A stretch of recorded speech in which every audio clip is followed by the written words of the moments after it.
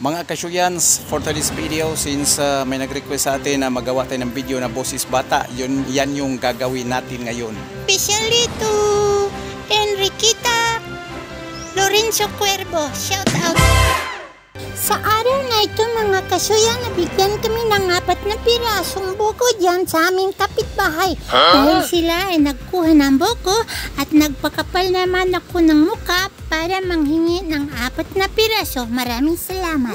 Ayan, binuak namin at kinukuskus ng aking mama. Ayan, si mama. Pagpasensyahan nyo na medyo alum-um ang aking nalagyan ng sabaw ng butong kasi barawan na awat dito sa amin. Walang ilaw. At ayan, pagkatapos namin kinutkot mga kasuyan, nilagyan natin ng condensed milk. Isang latang condensed milk. Ayan, nakita ninyo kanyang tinilok-tilok at kinuskus. Pagkatapos kinuskus, ayan, kinaraw-karaw na niya gamit ang luwag na sintinyal.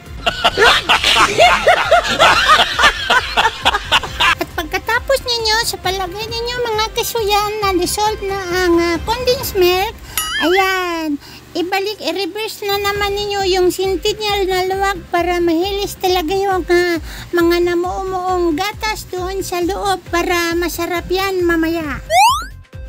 At pagkatapos mga kasuyan na ready to eat na, ayan, natapos na tayo habang sila ang nagbibideo sa akin. Hindi lalim na magawa ng mga content isda kasi hawin na masyado itong pangan natin. Pero aantusin lang natin kasi may nagre-request nito. At ayan ninyo, makita na ninyo na malapit nang mapuno yung basong tinaksat ko at para yan sa pari. Ilahi na, kay para sa pari na. Ito sa mga sakristan lang. Paano masabi? At yan ang aming ginagawa ngayong araw mga kasuyan para masarap naman at magkaroon naman tayo ng vitamin sa ating katawan kasi niwang na tayo. At ipakita ko sa inyo kung paano ako kumakain. Ayan mga kasuyan.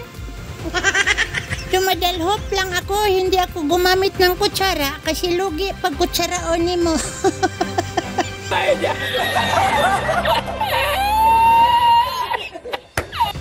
Ay, no, Bing. Muna ni-request ni mo. At patuloy tayo sa pagtutungab ng iilang mga baso, mga kasuyans. At ayan, nasali pa yung bagul. Nako, pastilan, Ginoo rin magigo sa Diyos. Pras na sono na.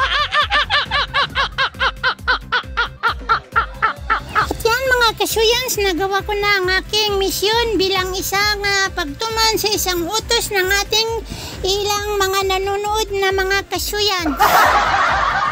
At hanggang dito na lang muna, hanggang sa susunod. Maraming salamat.